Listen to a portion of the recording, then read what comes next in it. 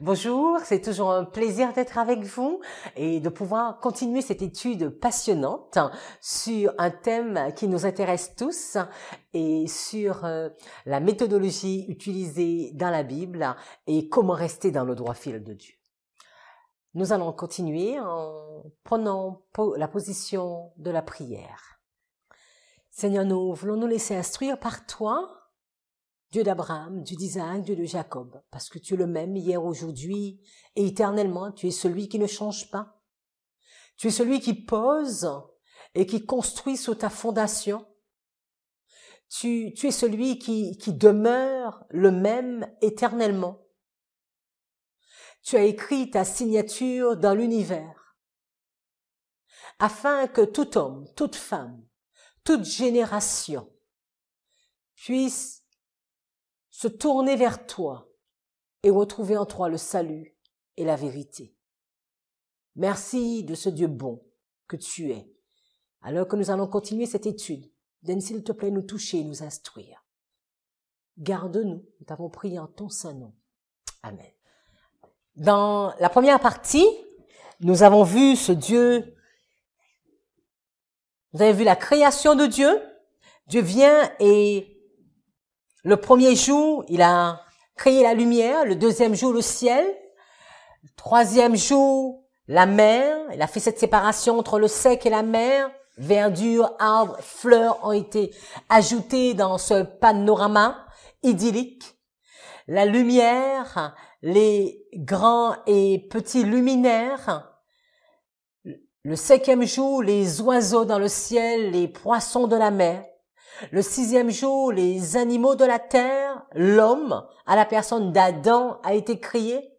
Il a nommé chaque animal, chaque couple, mâle, femelle, et il s'est rendu compte, ou plus précisément, Dieu a dit, il n'est pas bon. Il n'est pas bon que dans cette beauté de ma création, que l'homme soit seul.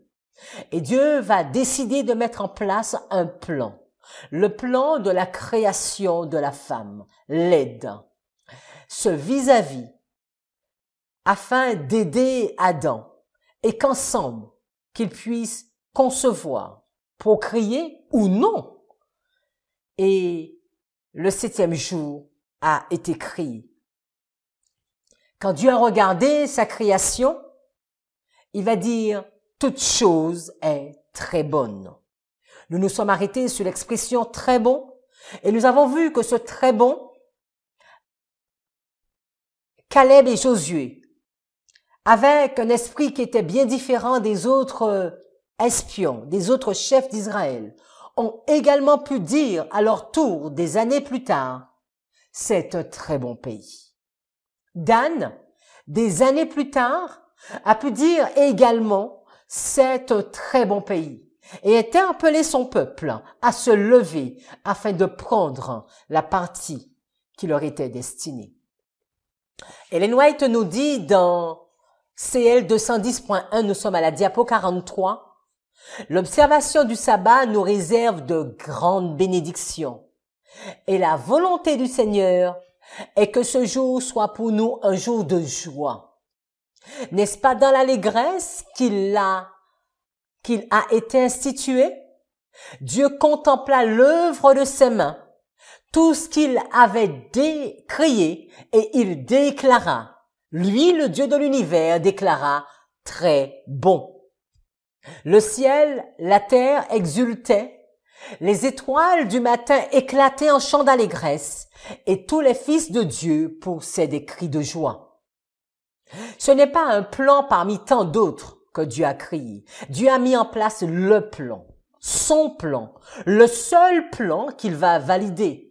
Vous savez, plus de 1650 ans plus tard, quand Dieu va voir l'état de la terre et qu'il va voir cette déchéance, qu'il va voir le mal se développer, il va choisir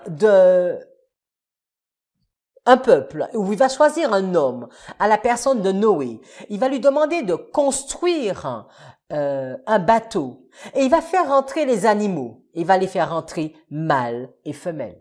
Il ne va pas faire entrer un mâle pour 10 femelles. Ce que nous voyons aujourd'hui dans la réalité. Mais là encore, Dieu va rester identique au plan du départ. Un homme pour une femme. Après, vous pourrez me dire, c'est vrai, Manuela, mais quand tu regardes dans la Bible, ça n'a pas toujours été le cas parce que l'homme n'a pas toujours été fidèle.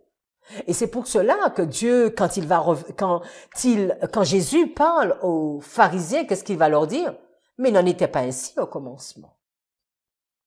Quand j'ai créé toutes choses, quand la parole qui a été faite, la parole qui était au commencement, la parole qui a été faite chair, quand cette parole est venue dans notre génération, elle a pu dire, vous savez qu'au début, c'était pas ça le plan.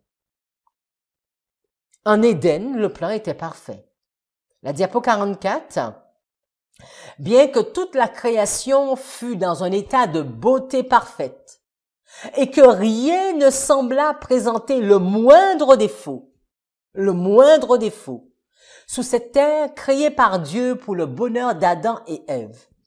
L'Éternel manifesta son grand amour pour eux, en plantant un jardin spécialement à leur intention.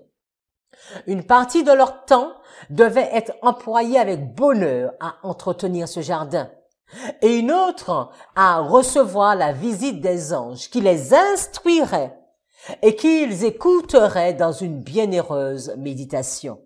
Ils devaient continuer à s'instruire, continuer à apprendre. Leur labeur n'était pas fatigant, mais agréable et vivifiant. Ce magnifique jardin devait être leur foyer, leur résidence spéciale.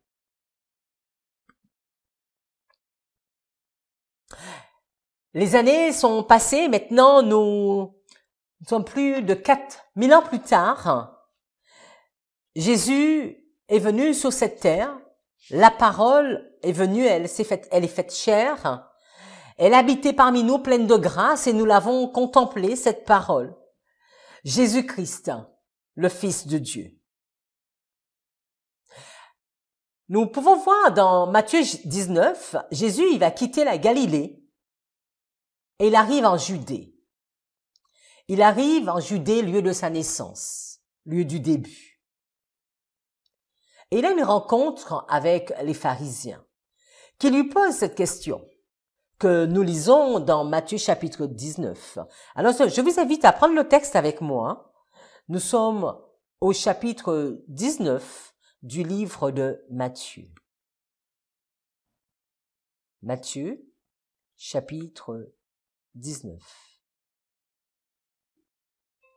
Nous sommes au verset 3. Je lis dans la version King James.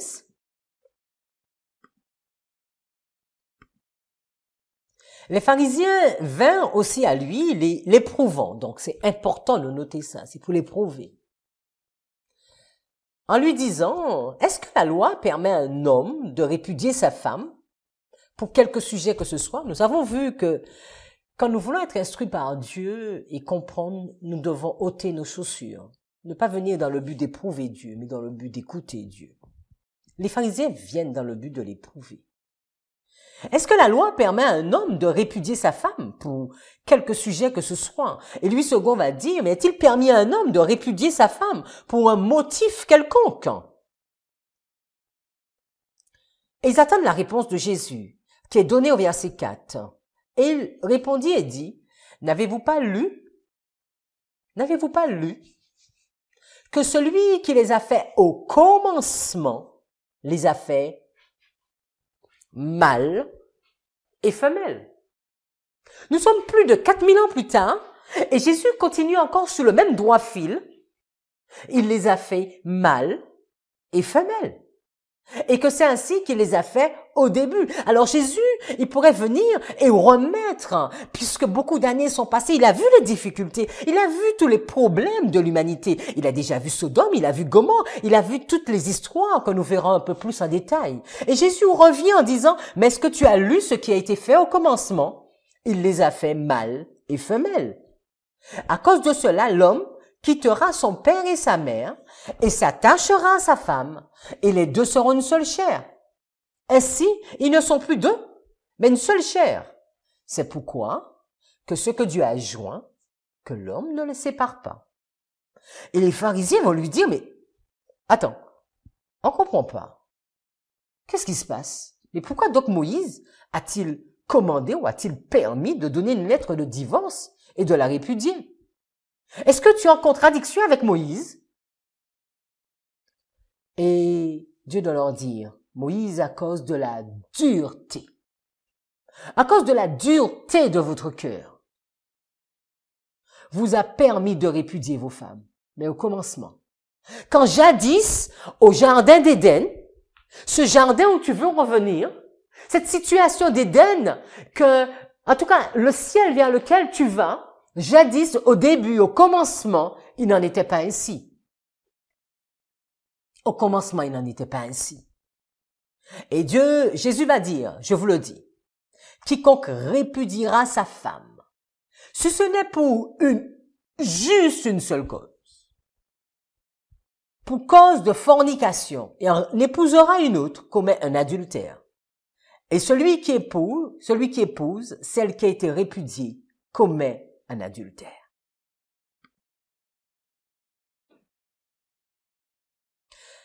Et voilà la réponse que Dieu va faire aux pharisiens.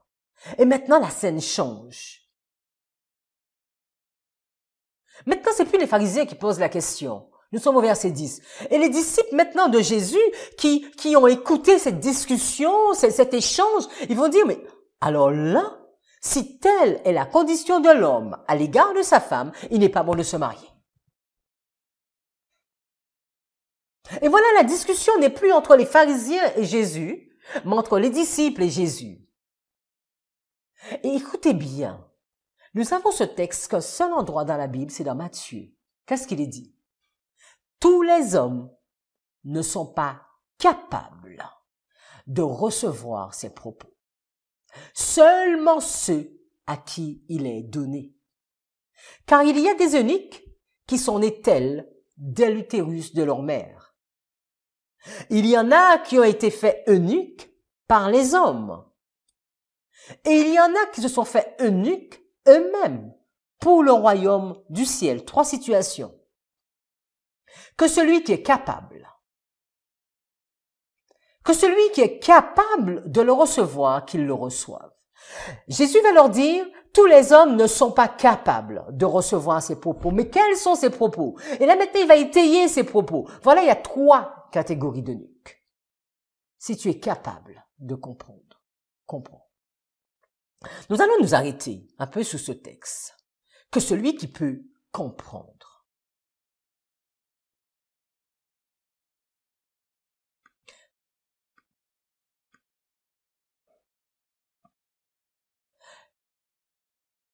Juste avant cette scène, nous savons qu'il y a eu les noces de Cana. Et j'aimerais juste vous montrer que vraiment comment Dieu ne change pas. La diapo 47, vous vous souvenez, Dieu a créé l'homme et la femme le 6e jour. Et il va instituer le mariage le 6e jour. Quand Jésus arrive et commence son ministère,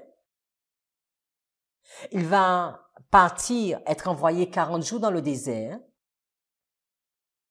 Et pendant 3 jours, il va être vu par Jean. Et après, on nous dit, 3 jours plus tard, il y avait les noces de Cana. Donc, nous sommes au 6e jour. Donc, au 6e jour, ce même 6e jour qu'il avait créé, l'homme et la femme, et qu'il les avait unis, là aussi, il est invité aux noces de Cana. C'est important de voir à quel point que Dieu n'a pas choisi une solution parmi tant d'autres. Il y en a ceux qui pensent que Jésus, il a présenté un modèle. Et le modèle qu'il a présenté, c'était l'homme et la femme. Mais que s'il était ici, aujourd'hui sur terre, il aurait présenté d'autres modèles. Alors pourquoi quand il est venu, plus de 4000 ans plus tard, il n'a pas proposé un autre modèle? Pourquoi il n'a pas eu une ouverture d'esprit? Pourquoi encore même aux noces de Cana, il le fait marquer avec ce 6e jour? Pourquoi il interpelle ses disciples encore sur le passé Il les créa mâle et femelle. Et maintenant, pourquoi il va annoncer cette capacité intellectuelle, ou bien cette capacité du cœur? Est-ce que tu es capable de comprendre?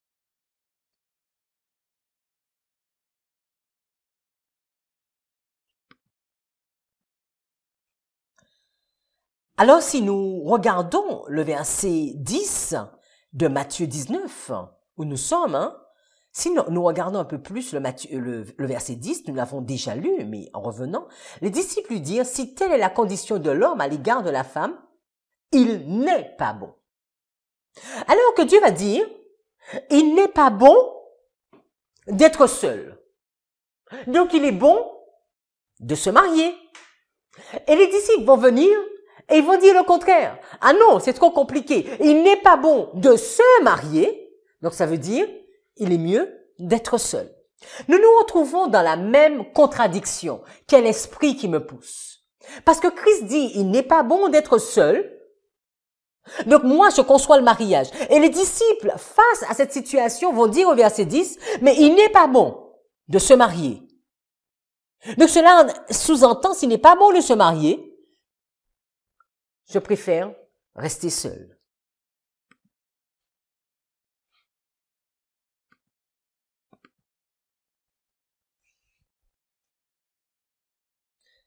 Dieu propose le mariage et l'homme propose le célibat.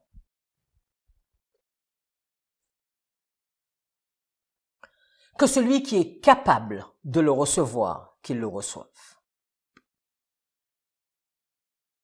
Et donc, nous allons regarder Matthieu, nous sommes au verset 12 du 19e chapitre de Matthieu. Et il va dire qu'il y a des eunuques qui sont nés tels dès l'utérus de leur mère. Il y en a d'autres qui sont devenus eunuques par les hommes.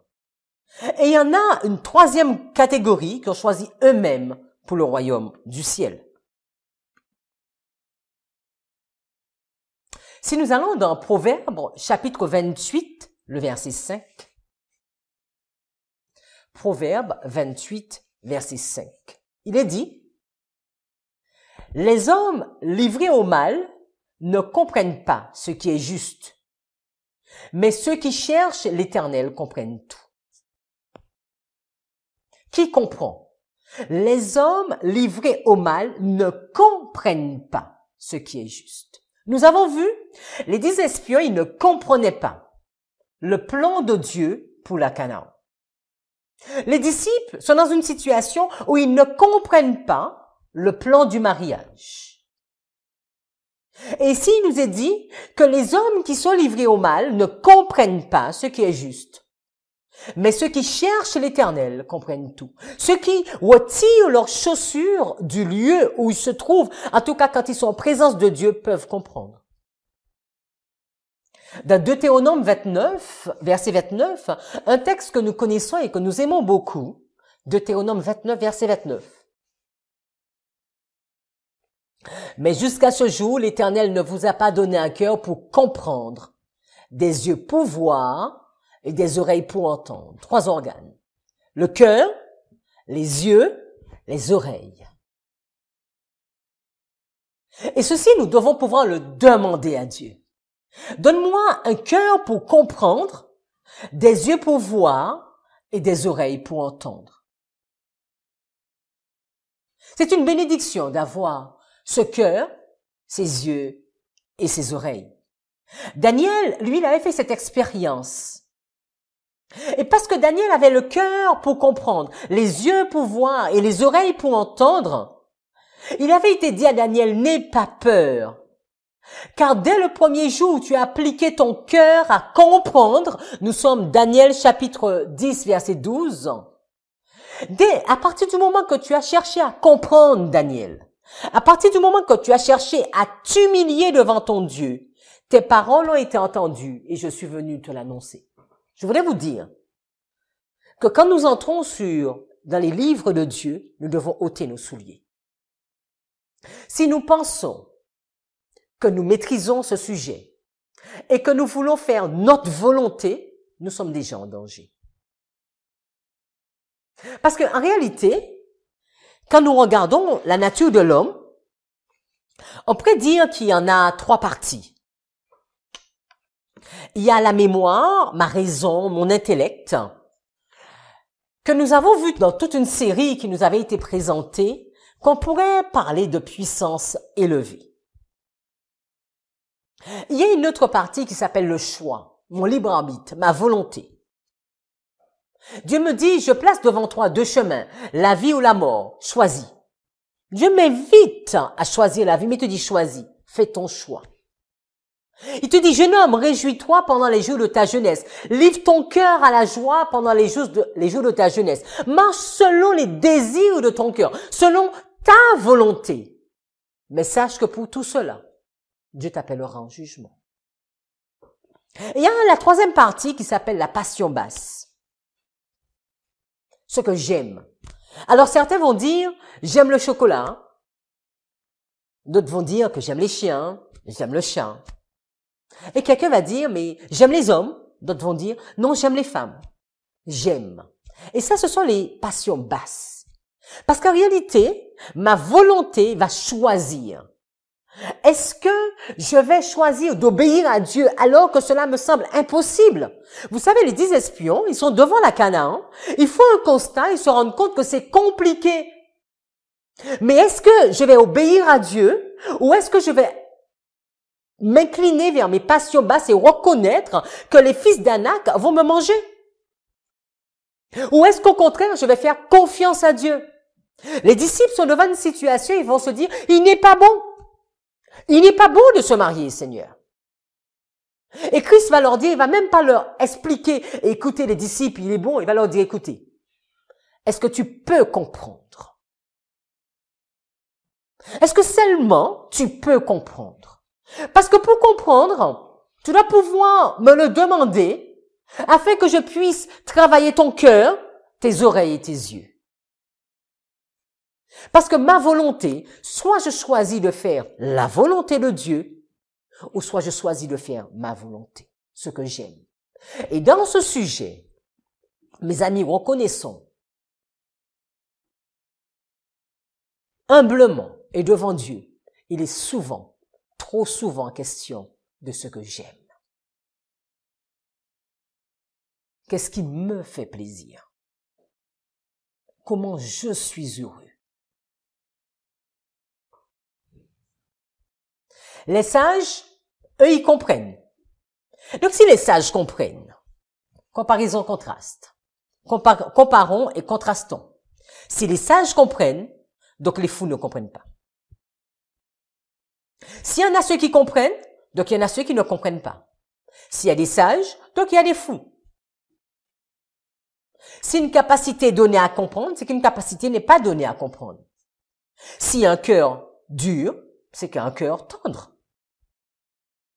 C'est la méthodologie. Il est dit à Daniel chapitre 10, verset 12. Dès le premier jour, tu as appliqué ton cœur à comprendre et à t'humilier devant moi. Ce n'est pas ce que je veux, Seigneur, ce que tu veux.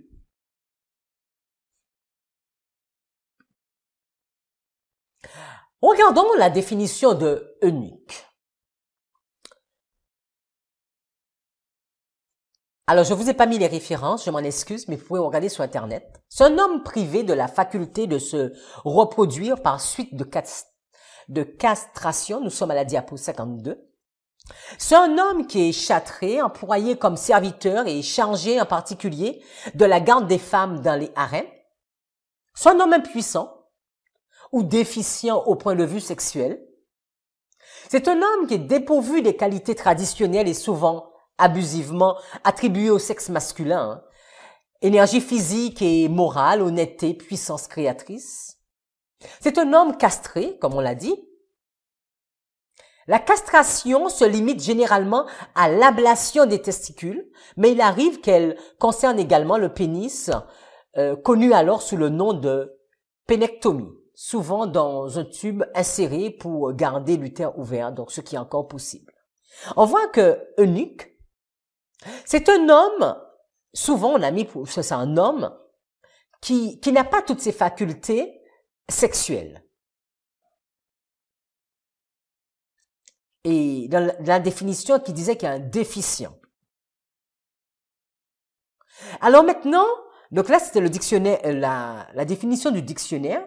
Maintenant je vous invite à regarder ce que la Bible nous dit. Regardons, c'est la Strong 2135 pour eunuque. Il est dit que c'est le gardien du lit, l'intendant de la chambre à coucher, le chambellan. Dans les palais orientaux où le monarque avait de nombreuses épouses, l'eunuque était l'intendant du harem. C'est un homme émasculé, un eunuque. Donc c'était quelqu'un qui pouvait avoir un rôle très important, comme par exemple l'eunuque l'Éthiopien. C'est celui qui avait une capacité naturelle au mariage, et capacité à avoir des enfants. Ou bien, on va nous préciser aussi, c'est celui qui s'abstient volontairement du mariage. Et Dieu va dire que cette situation, tu peux l'être dans le ventre de ta mère, tu n'as rien demandé à personne. Tu peux le devenir par des humains, ou tu peux faire le choix de l'être. Regardons quelques versets. Exemple, pour essayer de comprendre qu'est-ce qui se passe dès le ventre de la mère. Donc, on va tourner beaucoup la Bible. Je ne vais pas vous mettre les diapos, on va tourner la Bible. Allons dans Juges, chapitre 13 et le verset 5.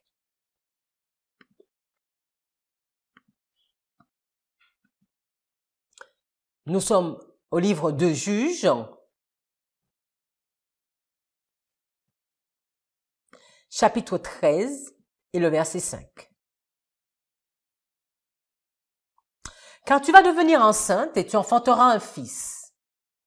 Le rasoir ne passera point sur sa tête, parce que cet enfant sera consacré à Dieu dès le ventre de sa mère.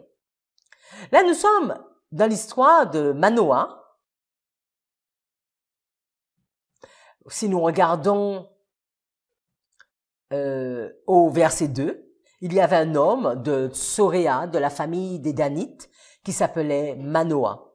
Sa femme était stérile. Donc ce sont les parents de Samson.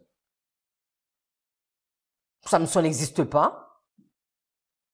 Et l'ange va venir, il va dire à la mère de Samson que le rasoir ne passera point sous sa tête, parce que cet enfant sera consacré à Dieu dès le ventre de sa mère, dès l'utérus, dès le ventre de la mère. Consécration, dès le ventre de la mère. Continuons, regardons le verset 7. Donc, la femme va partir, va le dire à son mari, et elle va répéter ces paroles. Elle va dire, il m'a dit, tu vas devenir enceinte et tu enfanteras un fils. Et maintenant, ne bois ni vin, ni liqueur forte, et ne mange rien d'impur, parce que cet enfant sera consacré à Dieu dès le ventre de sa mère, jusqu'au jour de sa mort. C'est sûr que parfois, une consécration dès le ventre de la mère, ça peut être difficile pour l'enfant. Un enfant qui ne choisit pas. Mais Dieu va choisir, Dieu va faire un plan, et Dieu va choisir Samson. Si nous continuons le livre de Juges et que nous allons au chapitre 16, allez avec moi dans Juges chapitre 16 et nous sommes au verset 17.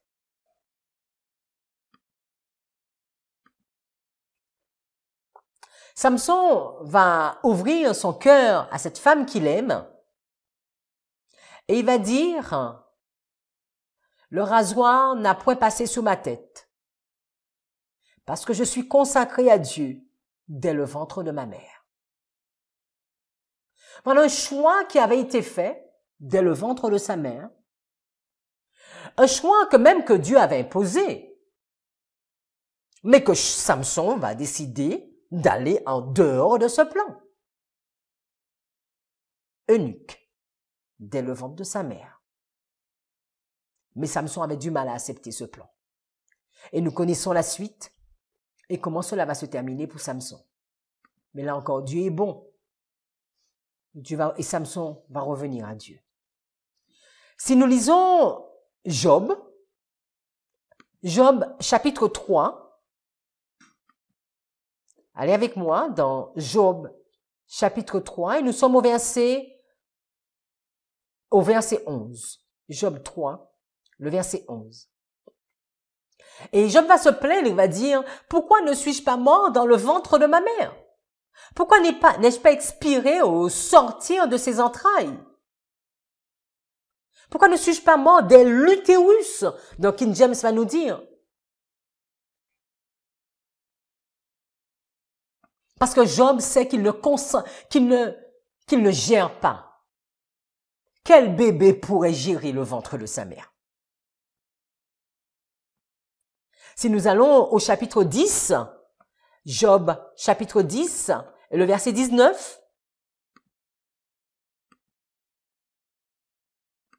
Job 10 au verset 19. Alors je vais lire dans la King James, j'aurais été comme si je n'avais pas été, j'aurais été porté de l'utérus à la tombe. Comme s'il n'avait jamais existé. On ne maîtrise pas ce qui se passe dans la tombe, le ventre de la terre, mais on ne maîtrise pas ce qui se passe dans le ventre de la mer, comme on ne maîtrise pas ce qui se passe dans le ventre du poisson, dès l'utérus. C'est le contrôle, c'est Dieu qui a ce contrôle. Mais nous sommes sur un terrain saint. Nous choisissons de soumettre notre volonté ou pas. Job, chapitre 31, un autre texte. Job 31, le verset 15.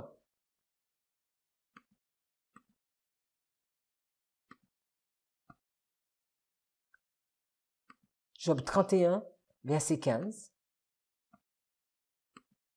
Celui qui m'a fait dans l'utérus de ma mère, ne l'a-t-il pas fait aussi? Et ne nous a-t-il pas façonné dans l'utérus? Là, il nous est dit que c'est celui, il m'a fait, il m'a façonné. David va dire, je suis une créature si merveilleuse. Dieu, tu l'as voulu ainsi. Vous savez, je ne vais pas entrer dans le sujet, le genre, transgenre et tout le mal-être. Et je suis sûre que c'est pas une situation facile. Nous avons tous des problèmes. C'est pas une situation pas facile pour celui qui est handicapé dès la naissance et couché sur un lit. Nous avons tous nos difficultés. Nous avons dit au début qu'il y avait une séparation entre Église et État. Et quand nous entrons dans la partie Église, dans la partie Bible, nous entrons sur un terrain particulier où Dieu nous dit « ôte tes chaussures de tes pieds ». Nous comprenons que quand nous entrons sous ce terrain particulier, nous choisissons de nous-mêmes, de notre propre volonté, de soumettre notre volonté à Dieu. Ou sinon, nous soumettons notre volonté à l'État, au monde. Nous sommes libres, les amis. Mais nous ne pouvons pas venir changer les principes que Dieu lui a imposés dans sa partie à lui. Comme le gouvernement ne peut pas permettre que toi, tu viennes et que tu changes les lois de son gouvernement. Et dans la partie de Dieu, il te dit, c'est moi qui t'ai formé dès l'utérus de ta mère. Et c'est moi qui t'ai façonné de la façon que j'ai voulu. Il y a beaucoup à dire sur tout ce sujet. Parce que c'est vrai, l'État est parti dans une direction et nous nous sentons de plus en plus à l'opposé du plan de Dieu. Continuons, puisque c'est Dieu qui maîtrise l'utérus. Ecclésiaste, chapitre 11, le verset 5. Allons dans Ecclésiaste, chapitre 11, le verset 5. Comme tu ne sais pas quel est le chemin de l'esprit, ni comment se forment les os dans l'utérus de celle qui est enceinte, de même tu ne connais pas les œuvres de Dieu qui fait tout. Dieu, c'est lui qui a fait tout et quand il a tout créé, il a dit que c'était très bon.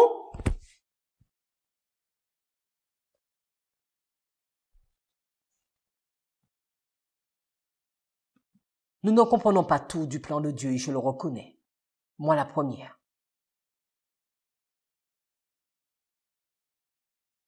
Mais est-ce que j'aime Dieu et que j'accepte peu importe les circonstances, de lui dire, Seigneur, que ta volonté se fasse. Jérémie, chapitre 1. Jérémie, allons dans Jérémie 1er, un texte que nous connaissons bien. Jérémie 1er, le verset 5. Un texte que nous affectionnons particulièrement. Avant que je t'ai formé dans le ventre de ta mère. La Lue seconde va nous dire, avant que je t'eusse formé dans le ventre de ta mère, je te connaissais. Avant que tu sois sorti de l'utérus, je t'avais sanctifié. Je t'avais ordonné prophète pour les nations. Dieu a un plan pour toi. Mais est-ce que tu es capable de le comprendre? Parce que tu peux être eunuque dès le ventre de ta mère. Tu peux avoir une malformation sexuelle dès le ventre de ta mère.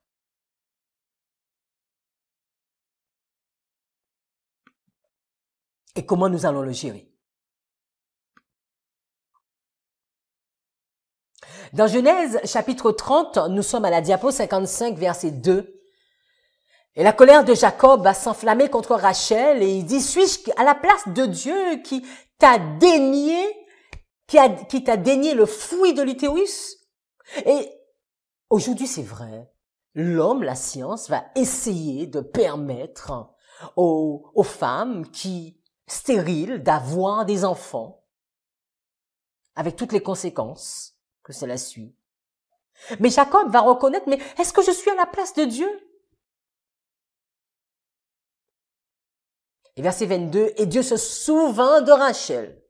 Et Dieu l'exauça et ouvrit son utérus. Et vous savez très bien, les amis, que quand Dieu va ouvrir l'utérus de Rachel, au moment précis, au moment particulier, afin de donner naissance à Joseph, c'est toute une prophétie qui va se réaliser. Le temps de Dieu est parfait. David va dire au psaume 71, verset 6, « J'ai été soutenu par toi dès l'utérus. Et tu es celui qui m'a tiré des entrailles de ma mère. Tu seras continuellement le sujet de ma louange. » Quelques textes plus tard, poèmes plus tard, au psaume 139, verset 13, « C'est toi qui as formé mes reins, qui m'as tissé dans le sein de ma mère. » Alors, nous devons être conscients que parfois nous sommes ambivalents. Alors, il y a des moments où nous aimons lire ces textes parce que nous disons, Seigneur, c'est ton plan. Nous reconnaissons ton plan. Parce que tu as un plan pour moi, même quand j'étais dans l'utérus. Mais il y a des moments que ça ne nous convient pas. Nous commençons à dire, ah non, il faudrait que Dieu change. Parce que ton plan, à ce moment-là, ne me convient plus. Ésaïe 44, verset 2 ou Ésaïe 44, 24, nous sommes à la diapo 56. Ainsi dit le Seigneur, qui t'a fait et formé dès l'utérus et qui t'aidera. N'aie pas peur. Oh Jacob, n'aie pas peur mon enfant, car je t'ai choisi. Chapitre 44, verset 24.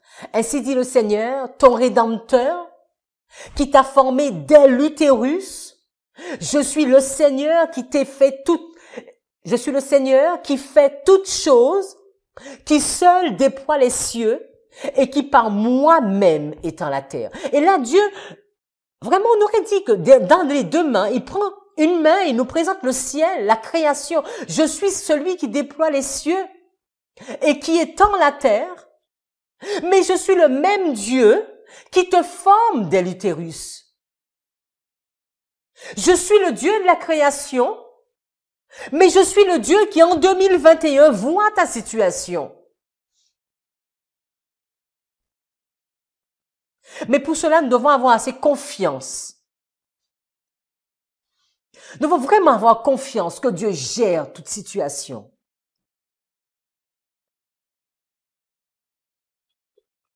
Dans Jérémie 20, verset 12, il va dire, « Pourquoi suis-je sorti de l'utérus pour ne voir que peine et douleur ?» Alors que Dieu va dire à Jérémie au chapitre 1, verset 5, Je t'ai formé dans le ventre, je te connaissais. Avant que tu sois sorti de l'utérus, je t'avais sanctifié, je t'avais ordonné. Dieu avait un plan particulier pour Jérémie. Mais Jérémie, face aux problèmes, face aux difficultés, face à la souffrance, qu'est-ce que Jérémie va dire?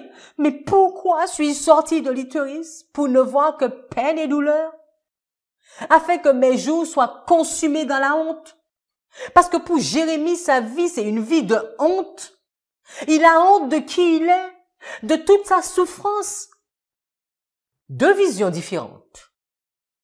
Dieu dit, quand je t'ai vu, je t'ai formé. Je t'ai tissé, je t'ai aimé, je t'ai voulu. J'ai voulu de toi et j'ai fait de toi ce que j'ai voulu. L'apothéose. Tu es mon prophète. Et Jérémie, face au problème, va dire, c'est une honte, ma situation.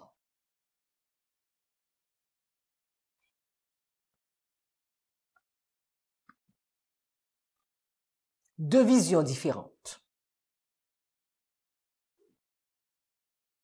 Vous connaissez cette histoire, hein, où les disciples vont demander, mais est-ce que c'est lui qui a péché ou est-ce que c'est sa mère face à un aveugle, face à l'aveugle, c'est une histoire que nous lisons au chapitre 9 du livre de Jean.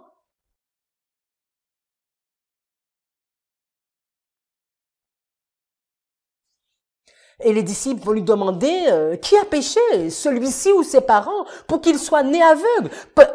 Pourquoi il a une malformation au niveau de l'utérus? C'est quoi son problème? Et Jésus va leur répondre, mais ni cet homme, ni ses parents ont péché.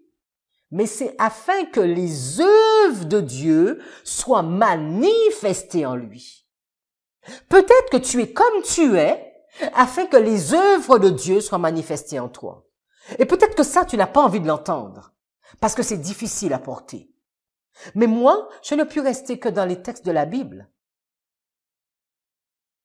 Parce que voilà un homme qui est né aveugle. Reprenons le texte. Jean chapitre 9.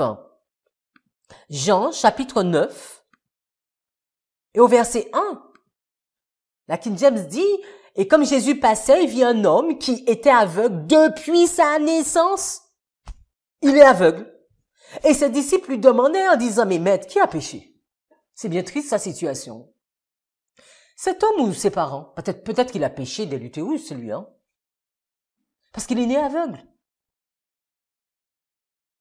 Mais Jésus va dire, mais vous comprenez rien? Mais ni cet homme n'a péché, mais ni ses parents. C'est pas une question de péché, là. C'est une question de ma volonté. Mais c'est afin que les œuvres de Dieu soient manifestées en lui. Je dois faire les œuvres de celui qui m'a envoyé. Pendant qu'il les joue, la nuit vient où nul homme ne peut travailler. Et parfois nous sommes encore à ce stade. Pourquoi suis-je ainsi? Est-ce que j'ai péché? Qu'est-ce que j'ai commis? Non, tu n'as rien commis. C'est dès l'utérus. Qu'est-ce que tu veux faire? Maintenant, tu choisis d'accepter ou pas. Et là, ça, c'est ton libre arbitre. Et Dieu va dire à l'eunuque, eunuque, tu l'es dès le ventre de ta mère. Diapo 59, Ésaïe 56, verset 3. Et que le fils de l'étranger qui s'est joint au Seigneur ne parle pas disant, le Seigneur m'a entièrement séparé de son peuple. Et que l'eunuque ne dise pas, voici je suis un arbre sec, parce que je ne procrée pas et parce que je ne produis pas. Non, tu n'es pas un arbre sec. Ta vision à toi, l'eunuque, sa vision, c'est qu'il est un arbre sec. Mais Dieu dit non, ne dis pas ça parce que tu n'es pas un arbre sec. Car ainsi dit l'Éternel aux eunuques qui garderont mes sabbats, qui choisiront ce qui m'est agréable et qui persévéreront dans mon alliance. Je donnerai dans ma maison et dans mes murs une place et un nom, préférable à des fils et à des filles. Je leur donnerai un nom éternel qui ne périra pas. Comparons et contrastons. Qu'est-ce qu'il est en train de dire? Regardons le verset. Aux eunuques qui garderont mes sabbats. Donc il y a des eunuques qui ne gardent pas le sabbat. aux eunuques qui choisiront. Voilà, là, c'est ton choix. Il y a des eunuques qui peuvent ne pas garder le sabbat, ok? Il y a des eunuques qui peuvent ne pas choisir de faire ce qui est agréable à Dieu. Et il y a des eunuques qui peuvent choisir de faire ce qui est agréable à Dieu. Tu es libre. Il y a des eunuques qui persévéreront dans mon alliance. Et il y a des eunuques qui ne persévéreront pas dans mon alliance parce qu'ils n'acceptent pas que dès l'utérus, ils ont été ainsi, ou parce que malheureusement, à cause de la dureté de l'humain, que les humains les ont rendus ainsi. Et Dieu va dire, mais en fonction de ton choix, en fonction de mon choix, Dieu va nous donner un nom. Il ne va pas nous donner de nom. Parce que là, tout est question de choix de notre part. Il y a également des eunuques qui le sont à cause de la méchanceté des autres. C'est ce que nous lisons dans 2 Rois, chapitre 20, verset 15, diapo 61. Ésaïe dit encore, qu'ont-ils vu dans ta maison? Ézéchias répondit, ils ont vu tout ce qui est dans ma maison. Il n'y a rien dans mes trésors que je leur ai fait voir. Alors Ésaïe dit à Ézéchias, écoute la parole de l'Éternel. Voici, les temps viendront où l'on emportera à Babylone tout ce qui est dans ta maison. Et ce que tes pères ont amassé jusqu'à ce jour, il n'en restera rien, dit l'Éternel. Et l'on prendra de tes fils qui seront sortis de toi, que tu auras engendrés, pour en faire des eunuques dans le palais du roi de Babylone. Et je voulais te dire que même quand, malheureusement, l'homme a fait de d'autres hommes des eunuques, qui a eu des malformations, accidentelles ou volontaires, c'est la même chose que Dieu te dit. Aux eunuques qui garderont mes sabbats, qui choisiront ce qui m'est agréable et qui persévéreront dans mon alliance, je donnerai un nom. Il y en a ceux qui le sont parce qu'ils ont fait un choix. Ce fut le cas de Paul dans 1 Corinthiens 7, verset 7, à la diapo 62.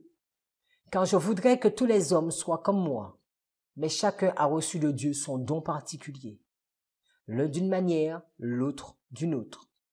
Je dis donc à ceux qui ne sont pas mariés, aux veuves, qu'il est mieux pour eux de demeurer comme moi.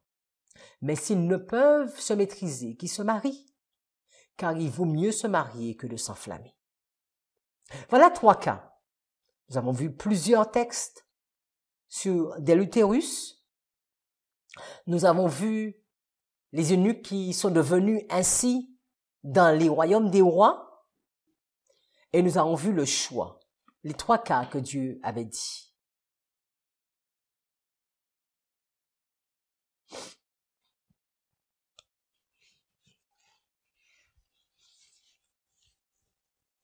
Dans Ézéchiel 17, verset 24, l'Éternel dit, Ézéchiel 17, verset 24, « Et tous les arbres des champs sauront que moi, l'Éternel, j'ai abaissé l'arbre qui s'élevait et élevé l'arbre qui s'abaissait. » L'eunuque va dire, voici, je suis un arbre sec. L'Éternel va dire que j'ai desséché l'arbre vert et fait verdir l'arbre sec. En réalité, c'est l'Éternel qui parle, c'est l'Éternel qui agit. Donc, Dieu va dire que l'arbre qui s'élève, il l'abaisse. L'arbre vert, il le rend sec. L'arbre sec, il le rend vert. Et l'arbre qui est abaissé, il l'élève.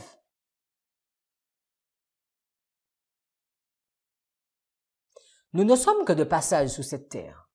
C'est vrai, nous voulons être heureux. Tous, nous voulons être heureux. Et à cause du péché, et malheureusement, seulement à cause du péché, nous avons beaucoup de conséquences. Et là encore, face au péché, nous devons être à même de nous poser la question, est-ce que je veux faire la volonté de Dieu? Qu'est-ce que je veux faire? Et aujourd'hui, on a l'impression que nous sommes dans un tournant et à se poser plein de questions. Diapo 64. Est-ce que c'est bien que 2 hommes se marient? Est-ce que c'est bien que 2 femmes se marient? Un homme, une femme? Et qu'est-ce que la Bible dit? Nous avons vu différents textes déjà.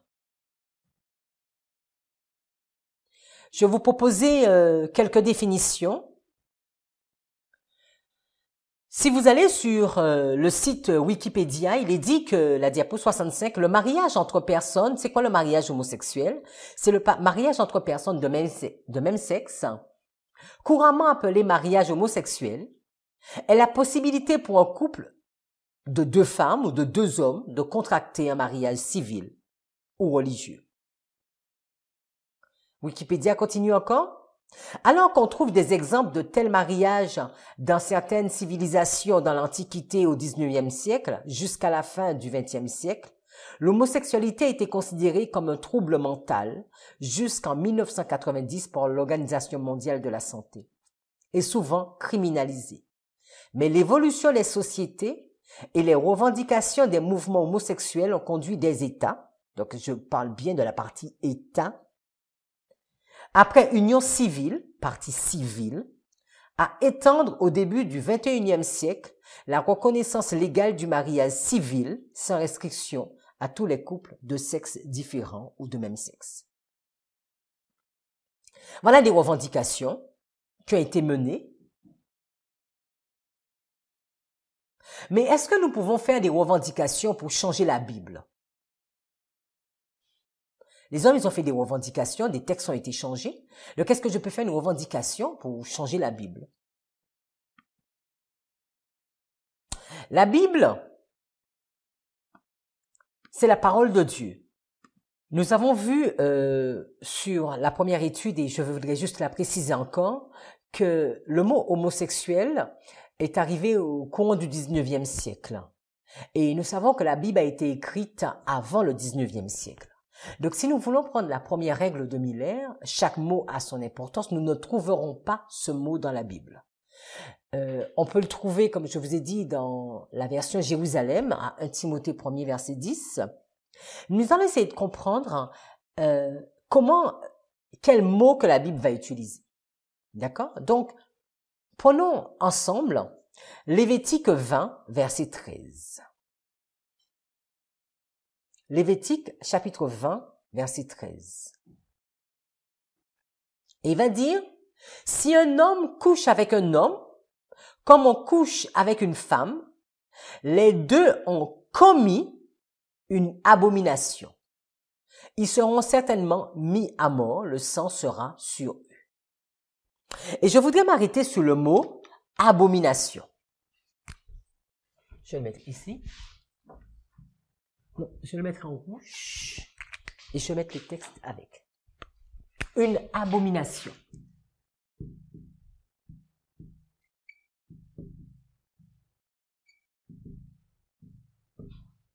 Alors, le texte nous dit, si un homme couche avec un homme, comme on couche avec une femme, les deux personnes ont commis une abomination.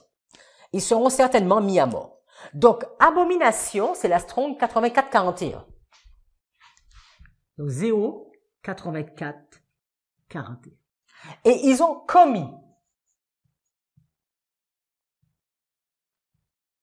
Donc, le verbe commettre. Et c'est la Strong 06213.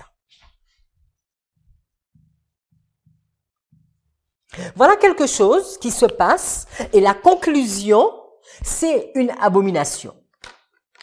Ils ont commis une abomination et de ce fait, ils vont devoir mourir. Lévitique 18, verset 26. Alors, je vous invite à regarder la diapo 69. Lévitique 18, verset 26.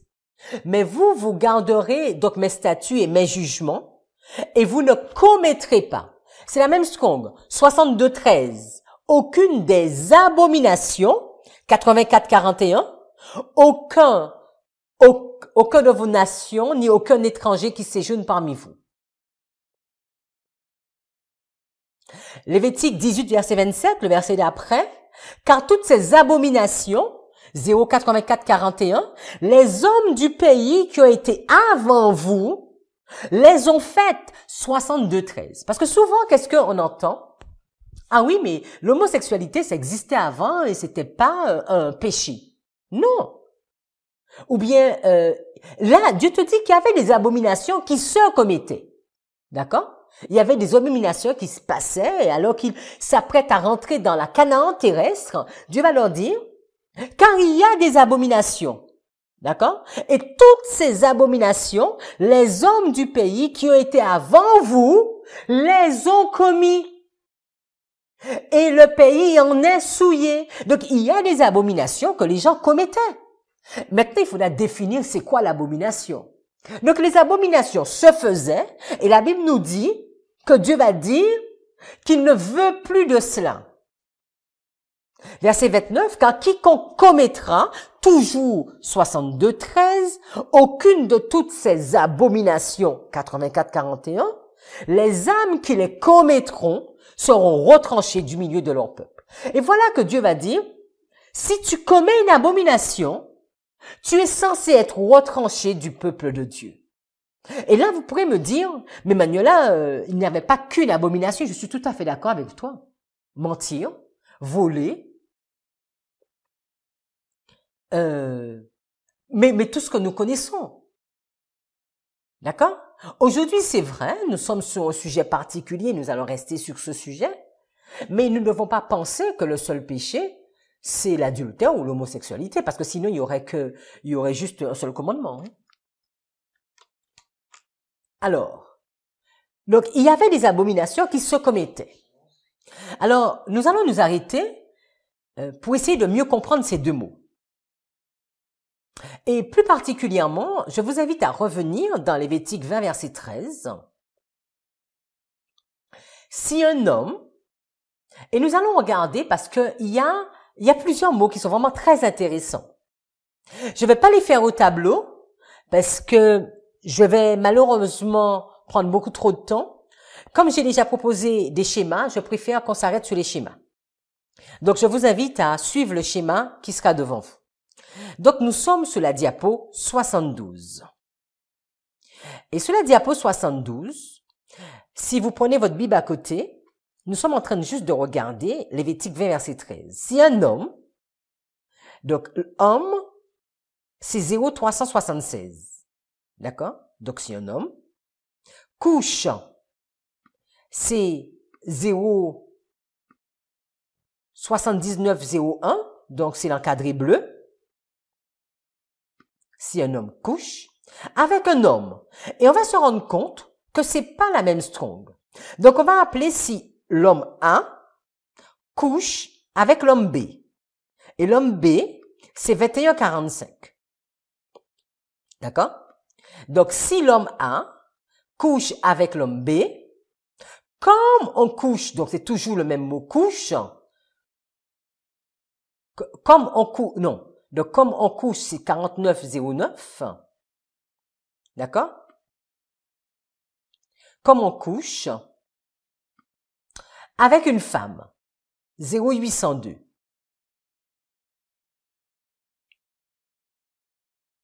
Alors, donc je vous propose de regarder homme 1, 0,376, de regarder couche, 0,7901, de regarder homme 2, 0,2145, et de regarder femme, 0,802.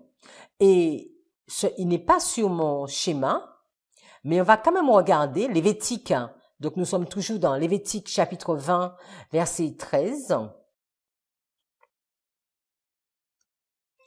Et on va également regarder comme on couche. Comme on couche, le 49,04. Comme on couche avec une femme. D'accord? Parce que je l'ai pas mis sur le schéma, mais c'est intéressant de le mettre. Ok. Alors, si l'homme A, on te dit que c'est un homme, c'est un mari, c'est un mâle. D'accord? Terre, Jean, donc c'est vraiment le côté masculin. Il vient de la Strong 0582, un homme, Jean, mari, mâle. Donc c'est le côté masculin, c'est l'homme. D'accord? C'est pas l'homme avec le grand H, c'est l'homme, le mâle. Pas le mauvais, hein, le mâle. Donc si l'homme couche avec le 2145, qui est un homme, un mâle également. Donc si un mâle couche avec un mâle, si un homme couche avec un homme, d'accord? Et c'est quoi coucher? 0,79,1, c'est coucher, sommeil, se coucher pour des relations sexuelles. Avoir commerce avec une femme. Reposer une couche, se mettre sur sa couche. Donc voilà, si deux hommes, si homme A couche avec homme B, il te dit que c'est une abomination. Et il te dit comme si l'homme B couche avec la femme, et la femme, c'est quoi? C'est le 0802. 0802, c'est femme, femelle. Donc, on te dit que c'est la fille, c'est la femelle, la veuve, la prostituée, la concubine, la mère. Donc, c'est différent du mâle, c'est la femelle. OK? Et on te dit, et quand tu regardes, la femelle, elle vient du 582. N'oublions pas que la femme vient de l'homme. D'accord? Donc la femme a été prise de l'homme. Donc c'est pour cela qu'on retrouve à 582 le mari mâle, parce que la femme vient de l'homme. Donc qu'est-ce que ce texte nous dit? Si l'homme, le côté mâle, l'homme le masculin, a des rapports sexuels avec un autre homme, le côté masculin, la Bible nous dit quoi? Ils ont commis tous les deux une abomination. D'accord? Et comment on couche avec une femme? C'est la Strong, la 4909. Donc, action de s'étendre, couche, lit. S'étendre pour une relation sexuelle, couche, coucher, lit. Et ça vient de la racine 7901, qui est également le bleu. Donc, c'est la même chose. Donc, dans le schéma, si un homme couche avec un homme, il y a une croix, c'est pas bon. Mais si l'homme 1 couche avec la femme, selon la Bible, c'est correct. Ou si l'homme B couche avec la femme, selon la Bible, c'est correct. D'accord? Donc là, on a juste pris le verset, Lévitique 20, verset 13, et on a essayé de regarder chaque mot. Si l'homme 1 couche avec l'homme B, et qu'il fait la même chose, qu'il couche de la même façon, il a un rapport sexuel comme une femme avec un homme, tous deux ont commis une chose abominable.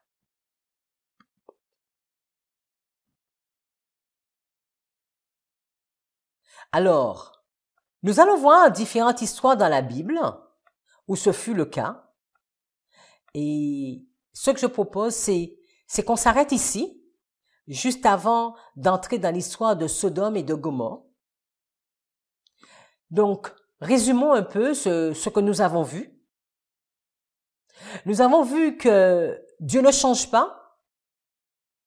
Alors qu'il avait déclaré que tout était bon dans le jardin d'Éden, quand il est arrivé sur terre, il a été confronté à cette même question. Et la réponse a été cette même réponse au jardin d'Éden. Et nous nous sommes arrêtés sur est-ce que nous pouvons comprendre, la capacité à comprendre, que le sage comprend et le fou ne comprend pas. Nous avons vu que c'est une question de choix, une question de volonté, parce que Dieu a mis en nous ce potentiel, cette capacité de choisir. Nous avons et je vous invite à regarder toute cette étude qui avait été faite sur la nature de l'homme. Et nous avons également vu dans cette partie que, alors que le choix s'impose, que dans Lévitique 20, verset 13, un premier texte, que Dieu dit dans ce texte que c'est une abomination si un homme couche avec un homme. Nous avons regardé la Strong même de l'homme. Nous avons vu que c'est le mal. C'est le masculin. Donc, si un masculin, alors vous pourrez peut-être dire, ah oui, mais c'est peut-être pas bon pour 2 hommes, mais pour 2 femmes. Et je dirais que c'est la même chose. Même si la Bible ne le précise pas, je vois pas pourquoi il y aurait ceci pour 2 hommes et ce serait pas la même chose pour 2 femmes. Donc, on peut comprendre facilement que c'est la même règle pour 2 hommes ou pour 2 femmes. Parce que dedans, on voit bien que ce qui est dit qui est normal, c'est l'homme qui couche avec la femme. Alors, puissions-nous comprendre tout ceci? C'est vrai que ce n'est pas toujours facile à accepter ou à comprendre, mais nous sommes sur un terrain, nous avons dit que nous allons sur le terrain biblique et nous nous arrêtons juste au mot. Donc, dans la prochaine étude, nous allons rentrer encore plus en détail sur Sodome et Gomorrhe afin de voir ce qui se passait et dans d'autres histoires afin de terminer cette étude. Prions. Seigneur, nous ne cesserons de te remercier, de te louer, de t'exalter pour tout ce que tu fais, parce qu'en tout temps, tu es bon. Tout ce que tu fais est parfait, et tu veux vraiment nous sauver.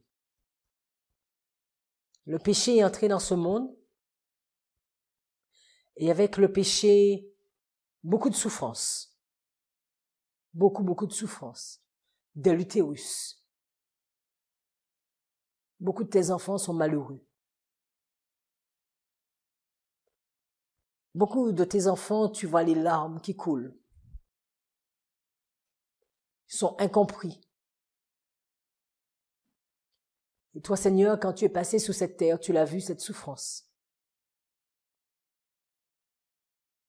Tu as vu le comportement de l'humain. Les hommes entre eux. Les femmes entre elles.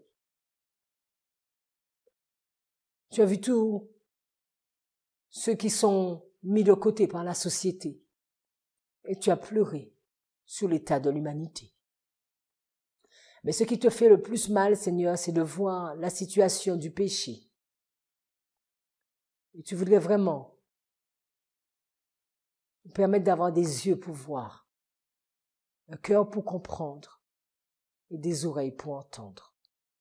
Que nous puissions accepter cette opération afin de très vite quitter ce monde et aller avec toi au ciel. Merci pour le plan que tu as pour nous. T'avons prié en ton saint nom. Amen.